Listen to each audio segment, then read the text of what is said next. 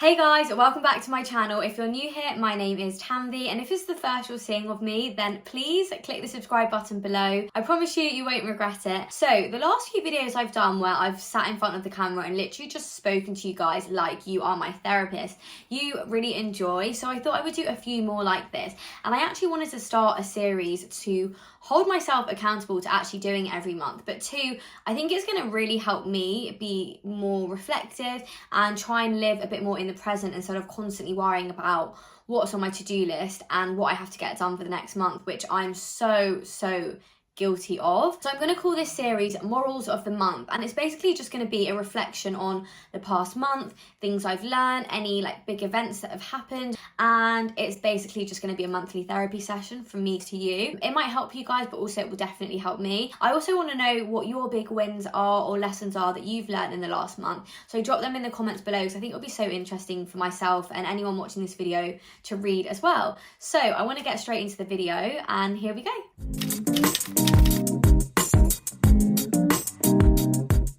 There are like 3 or 4, I guess, key lessons and things I want to talk about in this video. The first thing I want to talk about is finding a balance and juggling lots of different things on at once. But I think I got to a point probably around February time where I actually felt like I'm actually struggling to juggle everything I have on. And I guess to give you guys some context, what I have at the moment is full-time consultant at a Big 4 firm, which, as many of us know, is not a 9 to 5. And it is a lot. It's quite a demanding job, as any corporate job is.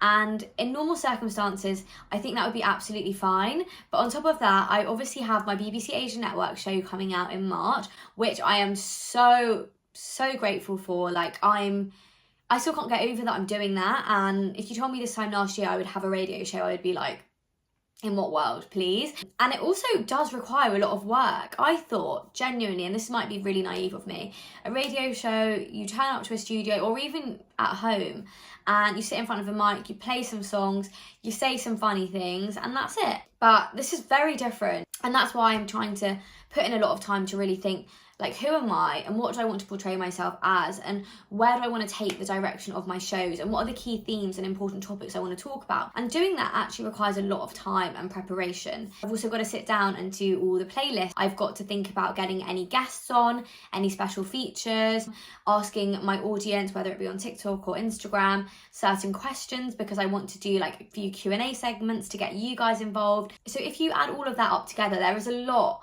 going on behind the scenes for this show, and I'm meeting with my producers pretty much every other day. We're doing pilots, which are like pre-recordings almost to like get me practicing and learning and feedback for when I actually go to record the real thing. Yeah, basically, long story short, because I know I made that really long-winded, there's a lot that needs to go on for the radio show. So essentially I feel like I'm working 2 full-time jobs with that currently. Then obviously I'm still like a content creator of some sort. I know I have zero obligation to do that, which is why it's nice, but I do have like brand deals coming in and out. I do want to maintain my TikTok and my Instagram, and there's always that constant pressure of feeling like you have to churn out content or people will unfollow you. I've worked so hard to build the organic community that I have and the following I've got, that you almost want to make sure you're still maintaining that and pleasing them and still doing the things and the reason they follow you. So there's always that like constant pressure of doing that. February was also my birthday, and as many of you know, because I have a whole separate birthday vlog,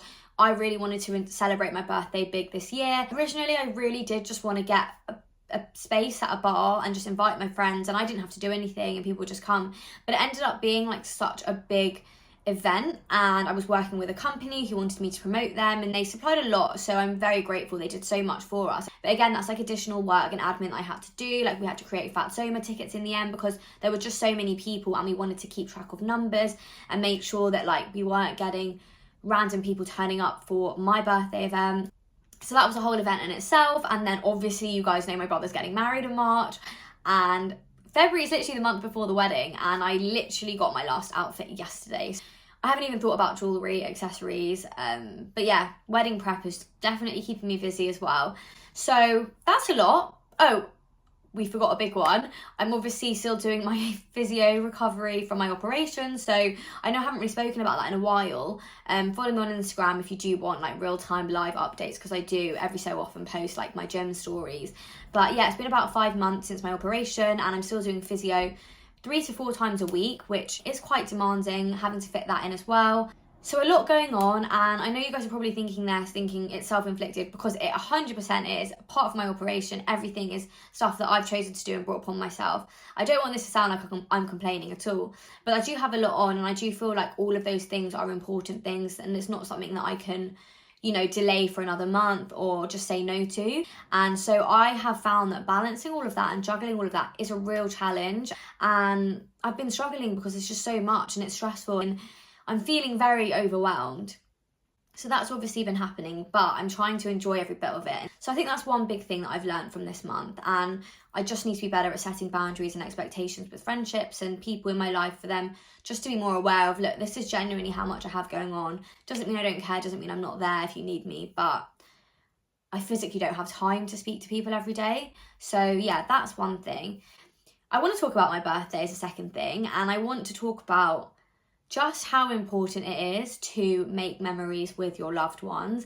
And I feel like we became so detached from doing that because of COVID. It was so easy for us to just be like, well, I can't go out, I'm isolating, or we're in a lockdown, we can't do anything. And it's so easy to become comfortable with just being on your own, which isn't a bad thing, but also not making an effort with people, not seeing people, not speaking to people, just losing that sense of social interaction. And actually having my birthday last Friday night massively made me realise this is what brings me joy and happiness in life. Like, this is what life is really and truly about.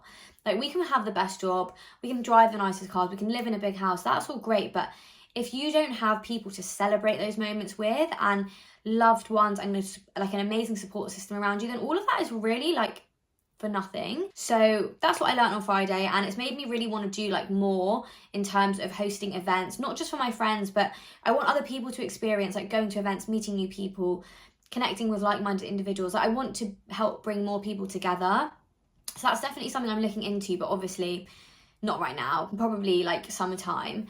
That's definitely what I wanted to say about my birthday. And also, don't wait till your birthday to throw a big party.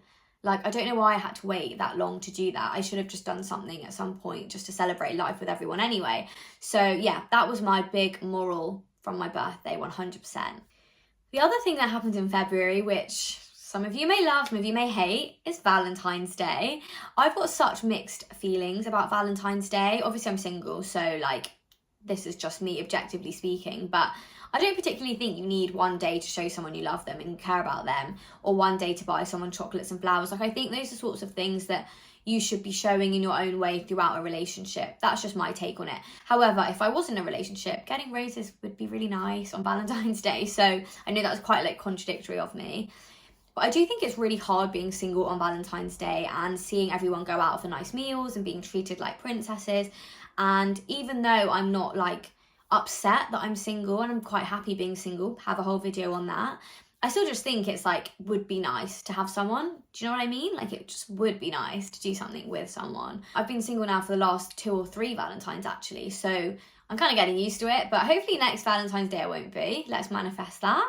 And then I guess the other really, really big thing that happened this month was I let go of a friendship. I wasn't actually going to talk about this publicly, and I'm not going to like name names or say the details of what's happened, but it's a huge part of this month for me because I was friends with this girl for probably 10 years, like one of my oldest friends, and I definitely recognise that over the last few years we were just growing apart, partly due to COVID, but partly just because we were on different paths and different journeys. We have grown as people since when we were originally friends, which was when we were like 15 and we were teenagers, and it was a lot more circumstantial. You know, you go out with the same people, you live around the same areas, you go to the similar schools. And I think it's gotten to a point now where we've both grown hugely as individuals, but we've both grown into completely different individuals, and we're so different from each other now. Like, I'm very extroverted, I love going out. She, I would say, has developed into more of an introverted person who doesn't really want to go out that much. She likes staying at home, and I'm quite opposite to that. And there's nothing wrong with that, but it just makes it a lot more difficult in a friendship when I'm making an effort to go out and do things and she's not. I also think we're just on different journeys, and some of that comes from the fact that I don't think she really supported or understood what I was trying to do outside of my job in terms of like social media. And I think it's really difficult to have friends that just don't get it, or at least don't support it. I don't expect all of my friends to be doing what I'm doing and all of them to be on social media at all, but I would expect my friends to support it and speak positively about it, or say well done when I've achieved certain things, and I would do the same for them with what they're doing with their life. However, I wasn't really receiving that level of support, and it almost made me think, well, I would be doing that for you, like, why is that not being reciprocated back? And it really does make you question like where you stand with someone. So I was getting to that point anyway, and I kind of left it because I hate confrontation. I didn't really want anything negative to come out of it. I just left it at bay because there was no reason or need to have a conversation about it. However, stuff happened, conversations happened, and I'm not going to stand for someone threatening me, sending me abusive messages, calling me names, saying I'm doing things which actually are outright false, and making accusations that are honestly not justified. And I can give like evidence and example of things that prove that what she was saying was just not true. I decided to just set some boundaries and say, do you know what, this is time to let go of a friendship, and I don't deserve to be spoken to in a way that I was. I feel so much more at peace, the fact that I can set my boundaries and protect my energy. I also feel proud of myself that I'm not just going to be a punching bag for someone to take their negativity and toxicity out on. I value myself and I know what I bring to a friendship. If that's not recognised, then unfortunately that I don't have a place for that in my life. I'm sure a lot of you guys can relate to this, that this person has been in my life for so long. I almost felt guilty about calling them out on things or wanting to let go of it, because it's like they've been in my life for so long.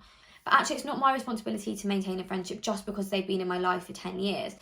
And it's not a reason to still be friends with someone if they are adding no value to you and if they are only bringing negativity. I genuinely have learned that there's like no time stamp or time frame that makes someone a good friend. And I have such amazing friends that I've met throughout the last 10 years, but also the last 2 to 5 years, who bring me so much more and enrich me so much more in so many other ways. And yeah, it wasn't easy, and yeah, it was really upsetting at the time, and I honestly felt like I was mourning a death. Like, friendship breakups are honestly worse than relationship breakups, but in hindsight, it's been a couple of weeks now, genuinely, like, I feel like such a weight has been lifted off my shoulders. I feel really relieved. Some people just aren't meant to be in your life forever, and people do come and go, and recognizing maybe when you can let go of a friendship is like such a good thing. My friend Actor did a whole video on like when to let go of a friendship, and that video gave me so much relief and comfort, so I will try put it up here if you guys want to watch it. But it made me feel like I actually did the right thing and I did what was right for me, and that's all I can really say on that. So yeah, this has been a crazy month, but a really good one. I feel like I'm setting myself up really nicely and as well as I can be for the rest of the year. I've also got a few holidays coming up. I booked a few. I don't want to reveal too much because I'll probably be vlogging them anyway. So you've got that to look forward to. But yeah, please let me know what your morals of the month are in the comments below. I would love to hear them. And if you like this series, give this video a like. Don't forget to subscribe to my channel. And I'll catch you guys in the next video. Lots of love. Bye.